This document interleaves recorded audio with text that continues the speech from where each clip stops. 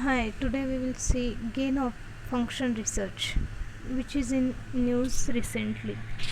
So, gain of function research is a medical research. Medical research, which is also called as biomedical research or also known as experimental medicine. It encompasses a wide array of research extending from basic research, also called science or bench research, involving fundamental scientific principles that may apply to a preclinical understanding, to clinical research, which involves studies of people who may be subjects in clinical trials. Example of gain of function research: influenza B can only infect humans, so introducing a mutation into it causes in order to infect rabbits in a controlled laboratory situation is considered a gain of function experiment. As the virus did not previously have that function, that's why the mutated strain of the virus causes infection in rabbits also. So this is the example of gain of function research.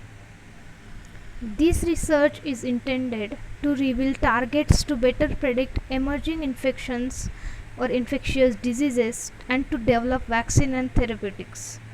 So, gain of function research alters an organism or disease in a way that it increases pathogenesis, transmissibility, host range. Host range means the types of host that a microorganism can infect. So in such a way, it could help revealing which part of the virus are responsible for its host range, enabling the creation of antiviral medicines which block their functions. In virology and vaccine development, how gain of research function research is important. Now we'll see in this slide. So, in virology, gain of function research is employed with the intention of better understanding current and future pandemics.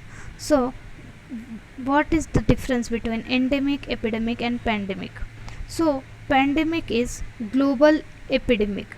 Epidemic means number of cases are suddenly increasing in one area, but in pandemic the several continents are affected globally. That is pandemic. And endemic is for in the global, but the number of cases remains constant. Okay, so gain of function research in vaccine development conducted in the hope of gaining a head start on a virus and being able to develop a vaccine or therapeutic before it emerges. Dual use research of concern.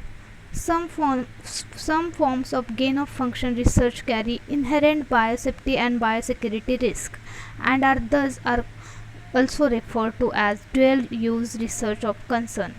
To mitigate this risk while allowing the benefit of such research, various governments have mandated that DURC experiments be regulated under additional oversight by institutions or government agencies. Institutions so called as institutional DURC committees and government agencies such as National Institute of Health's Recombinant DNA Advisory Committee. So why it is in recently in news? It is because of COVID-19. So what is the relevance to COVID-19 pandemic? A report recently, one report argued that the possibility of the virus accidentally leaking out of the Wuhan Institute of Virology could not be entirely dismissed. While scientists had earlier ruled out the possibility of the virus being genetically engineered. The report by senior journalist Nicholas Wade said serial passaging may have led to evolution of the virus during an ongoing gain of function research project in the Chinese city. Wade's report alleged that US National Institute of Allergy and Infectious Diseases had funded a gain of function research at the Wuhan Institute.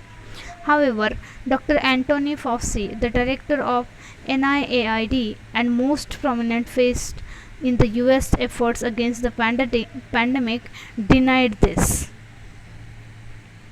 why US temporarily paused funding it.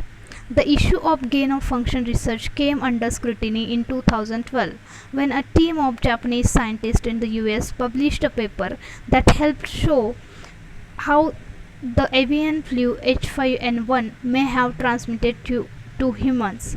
Although the research helped explain how H5N1 could become airborne in humans, it created an outcry in the US. Within the next 2 years, the Barack Obama administration in the US paused the funding of gain of research studies, particularly those anticipated to confer attributed to influenza, MERS, or SARS viruses, which have the potential to cause pandemics.